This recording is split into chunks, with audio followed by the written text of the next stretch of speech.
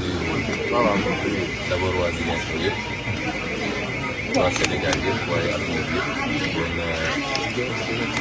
ndokkeel ci bés bu mag bi ñu dellu ci suñu bés nga xam ne dafay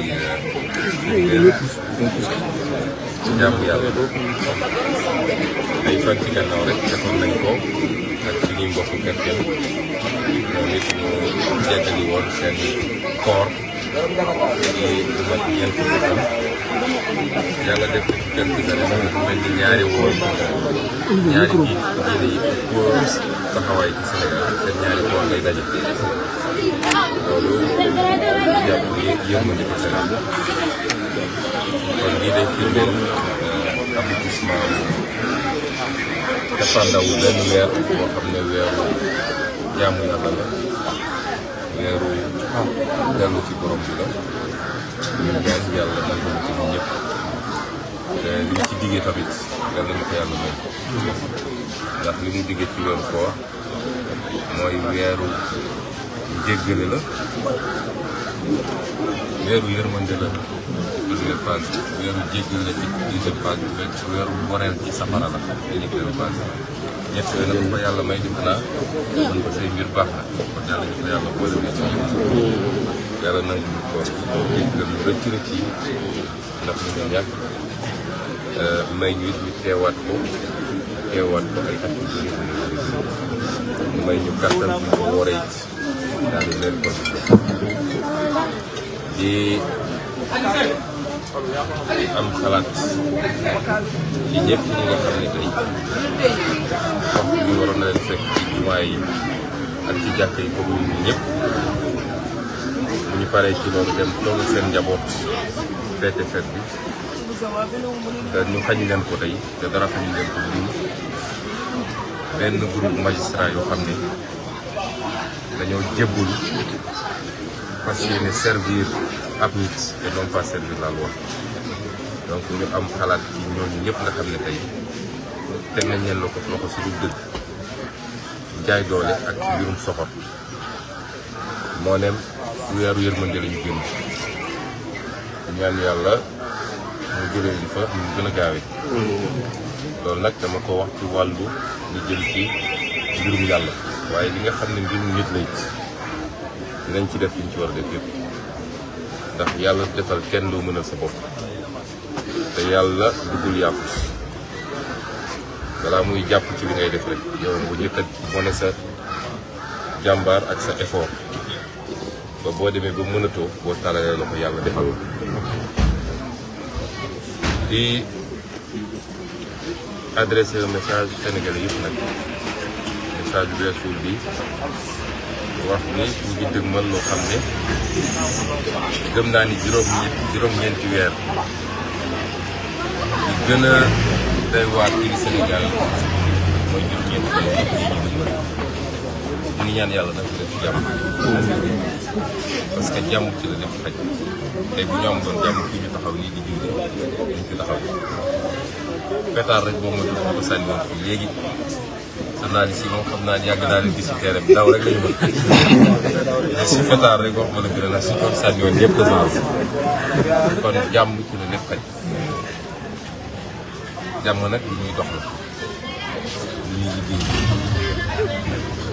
àdduna yàgg naa tàkk ay guerre am na ay millions de millions de dee fa waaye lépp day mujj sax toogaat li nga ne France ak Allemagne def nañu deuxième guerre mondiale boo xam ne naa ne 8 millions nit génn nañ ci àdduna te tey ñoom ñaar ñoo dajewaat pour taxawal li ñuy wax Union européenne parce que dem nañu ba xam ni. waaye léeg-léeg day mel ni balaa ñëpp xam njëriñu jàmm ñu sàggane ko ba ñàkk ko loolu mooy nit dafa xaw a ngeen jéggal ma may waxu yàlla du sama wax nit dafa xaw a doy di yenn saay yàlla bi muy tuddee nit daf ko tuddee al insaan ci alquran insaan mi ngi jóge ci verbe nasiya mooy kuy fàtte nit dafa gaaw a fàtte dañoo gaaw a fàtte trop te duñu xam valeur li ñu yor ñun ñii yaroo fii Casamance nga xam ne ay at ci gannaaw fii biir Ziguinchor da nga daan toog dégg armes yi di dóor ñun xam nañu lan mooy ñàkk jàmm. balaa ngay xam nag valeur li nga yor nga ñàkk ko li may ñaan Sénégal yi nag mooy ñu bañ a sàggan ba ñàkk ko ndax léeg-léeg li koy yàq defaru ko fitna bu xasee ba toog li koy yàq defaru ko te li mun a tax nag ñu bañ koo ñàkk mooy àdduna ni mu demee léeg-léeg réeroo mënul ñàkk muy ci biir couple ci biir kër muy diggante baay ak doom muy ay xarit muy ay ñu bokk liggéey léeg-léeg réeroo mënul am moo tax ñu jàngal ñu ni fu réeroo amee rek nit ñi waruñoo seetaan dañoo war a àtte waaye àtte bi nag yàlla ci boppam da koo teg ci charte dafa ne bu ñaari nit tongoo ñëwal nga essayer négocier rafetal seen diggante waaye boo demee ba gis ni kii nangu na te tooñul nga gis ni kële moo tooñ moom mooy dóor mooy tëj mooy rey mooy gaañe lala diine sant te muy lu tegu ci ñun ñëpp nag quel que soit suñu grade mooy kiy tooñ nga jàpp ci loxoom ne ko bàyyil tooñ bi lu ko mooy ñun ñëpp dañuy ànd xeex la ba nga dellu si ci yoon loolu ay alxuraan la man inventé wu ma ko loolu lañ ñu jàngal kon bu ñëpp dajee def loolu jàmm dina am Sénégal waaye bu ñu bëggee ndax léeg-léeg ragal dañuy ragal dëgg bi gis nga bu doon tey ñun ñi nekk ci kujje gi ñoo tooñ ñu bëri ñi nga xam ne tey noppi nañ duñu am problème pour nañu yéen a tooñ waaye bu dee nguur moo tooñ dañuy essayer renvoyer ñëpp dos à dos waaw ñi ngi wax ak politiciens yëpp politiciens yi yërëm leen réew mi déedéet politiciens yi duñu benn nit bu ñu dajee am problème faaw rek am na ku tooñ dañu am sañ-sañ nag ne kii moo tooñ loolu mooy régler problème bi ki tooñ bu ñëpp dajee ne ko yaay tooñ nu mu soxor dina xoolaat boppam dina dellu gannaaw mais tant que nit ñi ngi ne tecc rek ne mandu nañu dafa mel ni ñoom dañoo sotle ki nga xam ne moo tooñ may lancer appel boobu Sénégalais yi ñu xam ni ñun ñëpp jàmm lañu bëgg jàmm lañu yaroo moom lañu màggee kenn mësu ñoo xamee ay koñ bii ma nekk fii laa yaroo màggee fi kenn xamee ma fi ay sama kër a ngi fii kenn xamul suñu kër ay jàkka jii ma jullee bi ma amee 8 ans ba léegi fii laay jullee kon ñun xamuñu histoire xamuñu ay mësuñoo yéene nit lu bon mësuñoo songu nit mësuñoo def nit lu bon yarewuñu ci loolu waaye ki gën ci ñun ñëpp mu yent yàlla Muhammad alayhi salaam yëkkati na jaas yi dem xeexi te kenn gënu koo bëgg jàmm bañ na ba diine gi ko yàlla andil islam la tudd islam mi ngi jóge ci salaam islam mooy jàmm waaye dafa fekk li ñu naan muus sax boo ko tëjee ci néeg boo ko poussé ba mu sës day song loolu mooy andi léeg-léeg yii di am kon ñi ngi ñaan jàmm di ko dox waaye jàmm nag ñaar a koy séq benn nit mënul def jàmm tubaab nee na il faut être 2 pour faire la paix mais 1 seul pour faire la guerre loolu dafa am solo tey Russie bu décidé woon tey à minuit guerre bi jeex donc guerre bi mi ngi dépendre ci Russie mais jàmm ji ñaar ñooy toog waxtaan ko di daaneel nag ci suñu li ñu bokk fii muy Ziguinchor di dellu remercier waat population Ziguinchor ci seen confiance ndax tabb nañ ma depuis 1 an daanaka ma nekk ci boppu mairie bi ñi ngi sant yàlla ñi ngi def liggéey boo xam ne bu am solo la gëw ma ni population Ziguinchor dina am suñ ci génnee politique par parloo kujje population Ziguinchor ñoo ñëpp teg nañ bët ci li ñuy liggéey ñu leen ci gërëm bu baax di ci féliciter tam équipe municipale bi waaye di leen gërëm it ci compréhension bi ñu am ci man ak patience ndax bi may jël mairie bi ñoom ñëpp xam nañ lii sama dimension ci politique xam nañ ni li ma soxla defe naa Ziguinchor moo ci gën a tuuti fépp lañ ma soxla Sénégal mun naa ne sax au-delà du Sénégal ñu ciy sant yàlla nag du suñu mérite mais loolu la yàlla tudd ba tax am nañ ci compréhension bu doy boobu ba nga xam ne bokkuñu ci population yoo xam ne saa yu ñu xëyee maire bi gisuñu ko, maire bi ñëwul. ndax su ma fi newul it samay collaborateurs yi ngi nii amul bés boo xam ne xëyuma ci mbirum Ziguinchor suba ba ngoon jot. moo xam li may lijjanti Dakar bu sottee ma andi fii sotti, moo xam conférence call yi nga xam ne daanaka maa ngi koy def ak le bureau municipal, di ko def ak le secrétaire général, di ko def ak ñëpp, daanaka au jour le jour ñu ngi administrer la commune de Ziguinchor. léeg-léeg ñu am jafe-jafe ñëw ni ñu ko mëne woon parce que ñiñ ko seqal seen stratégie yëpp mooy nu ñuy bloquer Sonko ba du mun a liggéey ci mairie ba ak du mun a def ses tournées politiques à travers le pays. waaye jamono jooju la ñu gën a mën a liggéey. may annoncé nag population Ziguinchor ni soobee yàlla mercredi bi dinañu lancer d'ailleurs les 12 grands travaux de la mairie. li ma leen waxoon rek Ziguinchor dinañ ko liggéey ba Ziguinchor yëpp gis ni nu ñuy liggéeyee. jël nañu at pour stabiliser mairie bi càmbar lépp xool lépp li ci ëppoon ñu wàññi ko, li ci matuloon ñu yokk ko, defaraat fonctionnement bi, defaraat organisation bi, lancer un certain nombre de chantiers et de travaux. waaye bu soobee yàlla ci diggante boobu it jël nañu temps wu concevoir finaliser les grands projets yoo xam ne mi ngi woon ci suñu programme bu rok yooyu nag dinañ ko lancer mercredi bi bu soobee yàlla. bokk na ci l'aménagement d'espace public parce que dañu bëgg Ziguinchor nit ñi di am fu ñuy doxantujee, fu ñuy toogee féexlu, ay places vertes. bokk na ci l'aménagement de plateaux sportifs te bu ci njëkk mooy le stade Jules François Bocandé nga xam ne on va le mettre aux normes internationales bu soobee yàlla. bokk na ci voirie bi ñu bëri dinañ ko lancer ci ay pavage yu ñu war a def ak ay aménagement de route pour ñëpp mun a accéder facilement seen quartier. bokk na ci tamit les postes de santé ak les écoles. bokk na ci ñaari marché yu bees yi nga xam ne bëgg nañ ko tabax muy marché aux poissons ak marché aux produits agricoles pour désengorger marché Boucotte bi. dinañu lancer aussi officiellement économie sociale et solidaire parce que dama ne woon mënoon nañu yem ci liggéeyu mairie kese waaye bëgg nañu xool nu ñuy jàppalee Ziguinchor yi daa waratina ndaw ñi ak jigéen ñi avec de petits financements pour nit ñi liggéey. biñ ko lancé quelques mois ci gannaaw fekkee woon ngeen ko et dama ne woon suñu atteindre 100 millions ci levée de fonds yi mun nañu commencer di tourner ndànk-ndànk. yàlla def na atteindre nañu montant boobu ak yeneen yoo xam ne ci suñuy programme phare la bokk. l'éclairage public, lampadaire solaire yi nga xam ne surtout quartier yi nga xam ne ñoo gën a manqué éclairage yooyu les 12 grands travaux de la mairie. soobee yàlla mercredi dañu invité tous les Ziguinchorois def lancement officiel bi, poser les premières pierres pour yenn chantier yi nga xam ne dafay démarrer.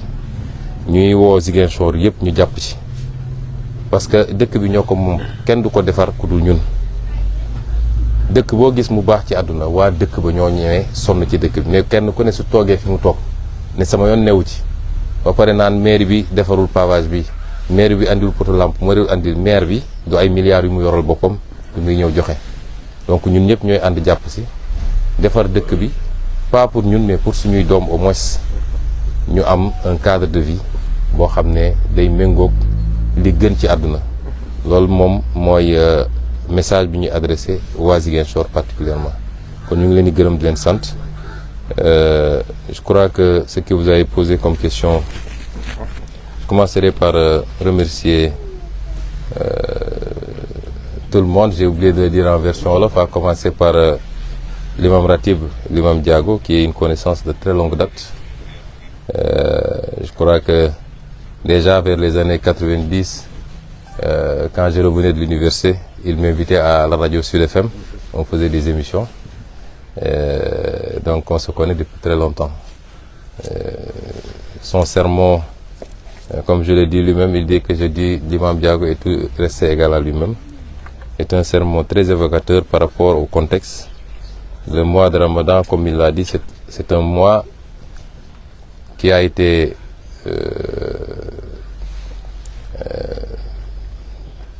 décrété par le Seigneur, non pas pour faire mal pour affamer les gens, mais il y avait un objectif, c'est nous ramener à lui par la piété, le taqwa comme il l'a dit.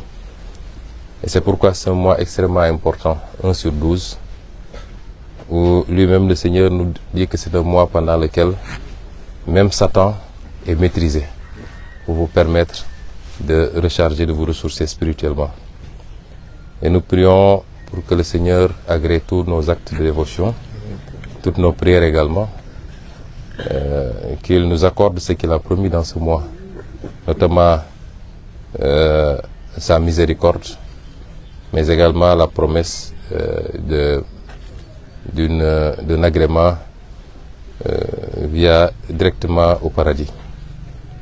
Nous prions également pour qu'il nous accorde la possibilité de le vivre encore et encore des années, et toujours avec plus de prospérité, plus de paix, plus de stabilité et plus de bonheur pour tout le monde, plus de santé évidemment. Je ne peux manquer d'avoir une pensée pour tous nos amis, nos frères, sœurs, nos camarades qui ont été injustement incarcérés par une poignée de magistrats aux ordres. Le frère Diomaye Faye a utilisé un terme dans un poste et ça lui vaut la prison, c'est le terme clochardisation. Effectivement, il y a une forte clochardisation d'une poignée de magistrats, je le répète comme il l'avait dit, et c'est malheureusement ce petit groupuscule de magistrats qui ne font même pas 10 en réalité, qui aujourd'hui exécutent les sales boyons pour prendre des innocents, des gens très utiles à leur pays, plus utiles à leur pays qu'eux-mêmes. Parce que si vous prenez un inspecteur principal des impôts, avec son parcours, mais ce qu'il peut rapporter dans les caisses de l'État, pour des, excusez-moi du terme, mais des enfantillages, vous le mettez en prison, vous êtes en train de nuire plus au Sénégal qu'à ce monsieur. Et j'ai une pensée pour tous ceux qui sont incarcérés. Vous savez qu'on en a des centaines, injustement, dans le cadre d'une traque politique. Aujourd'hui, ils auraient dû être avec leur famille, avec leur communauté religieuse. Ils vont prier dans des conditions que nous connaissons. Nous ne ménagerons aucun effort pour les faire sortir le plus tôt possible. Ce n'est pas un jour pour hausser le ton, je m'en limiterai à ça, mais vous comprendrez bien que nous ne baisserons jamais les bras. À l'endroit de tous les Sénégalais, leur souhaiter une bonne fête et leur réitérer notre attachement à la paix. Parce que sans la paix, rien ne peut se faire. Nous ne serions pas là sous ce manguier dans la cour d'une mosquée à Palabré s'il n'y avait pas la paix là où nous sommes. Nous sommes fondamentalement attachés à cette paix. Même si quelquefois pour avoir une paix, l'histoire a démontré qu'il faut passer par la guerre. Même le prophète a été contraint à faire la guerre. La guerre, on l'a fait pour quelqu'un qui croit en Dieu, pour quelqu'un qui respecte l'être humain, quelle que soit son appartenance ethnique, régionale, religieuse, confrérique, etc. Pour quelqu'un qui est un humaniste, la guerre n'est qu'un moyen de défense. N'est jamais, on ne la décrète jamais de manière offensive. Et c'est ce que nous apprennent tous les grands hommes. Si les prophètes ont été obligés quelquefois de faire la guerre, c'est parce qu'on les y a obligés, on les a contraints à la faire. Mais autrement, personne ne souhaite la guerre parce que elle n'est facile pour personne. Réitérer aux Sénégalais que nous sommes fondamentalement attachés à la paix. Tous ceux qui nous connaissent nous ont connus. Ici, c'est mon quartier où j'ai passé toute ma jeunesse, toute mon enfance. Vous ne verrez aucun de nos cohabitants vous dire que il a connu Ousmane Sonko comme un homme un perturbateur ou quelqu'un qui ne veut pas la paix. Et vous ne verrez jamais quelqu'un vous dire la maison où les parents d'Ousmane Sonko, on les a une fois surpris dans telle ou telle situation conflictuelle. Nous n'avons pas connu ça et nous ne le souhaitons pas. Nous sommes donc fondamentalement attachés à cette paix. Nous la souhaitons, nous y travaillons tous les jours. Mais pour faire la paix, il faut être deux. Et si on continue à nous contraindre à nous défendre, nous serons obligés de nous défendre. Nonobstant malheureusement une situation que tout le monde constate et déplore, c'est sur toutes les lèvres. Nous avions tendance à dire que nous avons des mécanismes de régulation au Sénégal. Apparemment, ces mécanismes sont en train de faiblir dangereusement. Puisque nous sommes à un jour de fête religieuse et que il est important de se référer aux enseignements religieux en conséquence. Pour ceux que je maîtrise le plus, notamment à la religion musulmane, la manière dont on gère ces situations-là a été clairement arbitrée par des versets coraniques.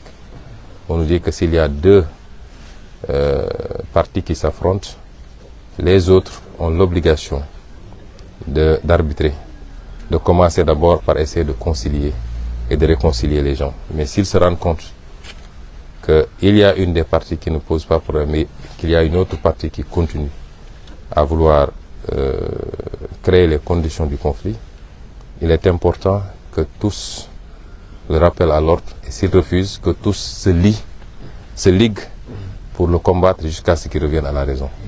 Ça, c'est un verset coranique que je n'ai pas inventé. Et tout le monde sait ce qui se passe dans ce pays. C'est à sens unique. Celui qui instrumentalise la justice, qui fait des arrestations arbitraires, qui essaie de liquider des candidats parce qu'il en a peur simplement, qui lâche ses forces de l'ordre sur les gens. Et c'est l'occasion pour moi de revenir sur ce qui se passe souvent en Casamance. Vous avez vu depuis 2 jours ce qui se passe à Ngor. Et pour le moment, on ne déplore aucune perte en vie humaine. Il aurait suffi qu'on dise que c'est à Bignona pour qu'on autorise les gens à tirer à balles réelles. Je l'ai toujours déploré et je l'assume. Ce traitement totalement injuste et injustifié quand il s'agit de la Casamance doit cesser. Nous sommes tous des Sénégalais. Nous devons être traités même pied d'égalité. Donc nous demeurons attachés à cette paix. Nous y travaillons. Mais ce n'est pas pour autant que nous allons nous laisser marcher dessus. Et c'est pourquoi nous avons toujours invoqué notre droit constitutionnel à la résistance. Celui qui résiste, il se défend, il n'attaque pas. Terminer par Ziguinchor et dire simplement que je remercie encore une fois les populations de Ziguinchor qui nous ont investi de leur confiance depuis un peu plus d'1 an maintenant et qui nous accompagnent. Je crois que je suis le maire le plus chanceux du Sénégal. C'est parce que d'abord la population ziguinchoroise fait bloc derrière nous, indépendamment des petites gesticulations politiciennes. Vous savez, aujourd'hui nous sommes dans une ère de communication, il est très facile d'instrumentaliser 10, 15, 20 personnes et de dire à la presse nationale, et c'est ça l'importance, Ziguinchor est devenu un intérêt national, même s'il y a un moustique qui pique une crise, c'est à la une de toute la presse nationale. C'est très facile de mobiliser quelques personnes pour le dire, aller faire brassard rouge, aller crier, aller etc. Et pour dire après, oui, même dans sa mairie, il a des problèmes. Et je crois que nous sommes 300 000 Ziguinchorois. Et l'écrasante majorité, pour ne pas dire la totalité des Ziguinchorois, nous manifeste leur satisfaction par rapport à ce qu'on a commencé à faire depuis 1 an. Nous les remercions de leur tolérance également parce que du fait de mes occupations au niveau national et même international, je ne peux pas être aussi présent que je le voudrais. Mais les Ziguinchorois l'ont compris et m'accompagnent par rapport à ça. Ils savent qu'on est à 10 mois, 9 mois d'une élection présidentielle cruciale. Et je crois pouvoir dire modestement que si je ne suis pas le mieux placé, je suis parmi les 2 les mieux placés aujourd'hui pour espérer être président de la République dans 9 mois. Et ils savent que c'est une demande nationale. Ziguinchor a besoin de moi, Saint-Louis a besoin de moi, Matam a besoin de moi, Mbacké a besoin de moi, Kaolack a besoin de moi. Je suis obligé souvent de répondre à tous ces Sénégalais. Et les Ziguinchorois l'ont compris, ils m'accompagnent, je les remercie. Et c'est dû également à la qualité de l'équipe municipale, à commencer par mes conseillers, le bureau, l'équipe technique administrative du moins. Ils sont en train de faire un excellent travail. Je peux rassurer tout le monde que tous les jours également, je suis de très près ce qui se passe. Je suis tous les jours en contact avec les gens individuellement ou dans des réunions groupées par Zoom.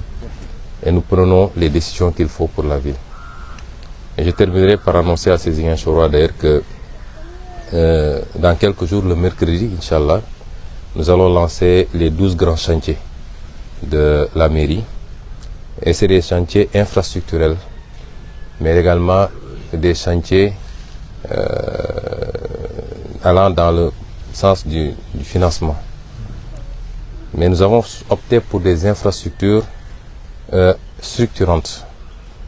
Faire des choses qui soient utiles pour tout le monde, qui soient utiles pour les populations, pour les professionnels, mais également pour la mairie. Et c'est pourquoi, parmi lesquels je vais vous citer quelques-uns de ces grands chantiers, aujourd'hui nous avons un problème d'infrastructure sportive. Je crois que le stade Aline Sitoé devrait être incessamment d'ailleurs fermé, et même le Casa Sport devra en ce moment recevoir à Dakar. Alors, nous avons opté pour refaire totalement le stade Jules François Bocandé et le mettre aux normes qu'il faut, avec une pelouse synthétique, une piste d'athlétisme, refaire les tribunes, l'éclairage, mais le terrain de basket également et les terrains de handball et de volleyball. Nous avons aussi décidé de construire 2 nouveaux marchés, mais de réhabiliter aussi les autres marchés, notamment le marché Baneto et le marché Mariama Diédhiou, marché HLM. Nous avons décidé de lancer un certain nombre de travaux de pavage et de réfection des routes existantes. Nous avons décidé également de construire 2 nouveaux marchés. Un marché aux poissons à Boudodi et un autre marché aux fruits et légumes qui sera sur le boulevard 54. Et nous avons aussi le projet d'aménagement d'espaces verts. Parce une ville doit respirer. Aujourd'hui, c'est le même problème pour Dakar. D'ailleurs, si vous voulez sortir avec votre famille ou seul pour aller vous promener, aller prendre de l'air quelque part, vous avez du mal à trouver un endroit à Ziguinchor. Et nous voulons pouvoir offrir des cadres comme ça. Nous avons ciblé pas mal d'espaces. Nous allons commencer avec 4 ou 5 espaces dans un premier temps et graduellement en faire d'autres pour que chaque quartier à Ziguinchor puisse disposer d'un espace comme ça, plus des plateaux sportifs au niveau des quartiers. Et il y a aussi l'éclairage public. Une commande va être lancée dans un premier temps de 1500 lampadaires solaires qu'on va déployer évidemment par ordre de priorité par rapport aux besoins. Et il y a enfin l'économie sociale et solidaire. Puisque nous avons atteint l'enveloppe minimale qu'on s'était fixée, c'est-à-dire les 100 millions pour commencer à tourner avec des fonds revolving financés, la petite économie, hein, mais aider les gens à avoir au moins un petit capital et démarrer une activité avec comme cible principale évidemment les femmes, pour ce que nous savons tous, mais également cette jeunesse que nous voulons de plus en plus appeler à se prendre en main par l'auto-emploi. Il suffit juste de la pousser et de l'aider un peu. Donc c'est entre autres quelques-uns des grands chantiers que nous allons lancer et nous espérons pouvoir les réaliser le plus rapidement possible, en tout cas dans des délais très courts pour le bénéfice des Ziguinchorois. Donc nous souhaitons à tous une très bonne fête et nous prions pour que le Seigneur nous accorde encore la possibilité de la fêter des décennies encore. Inch'Allah. Merci beaucoup.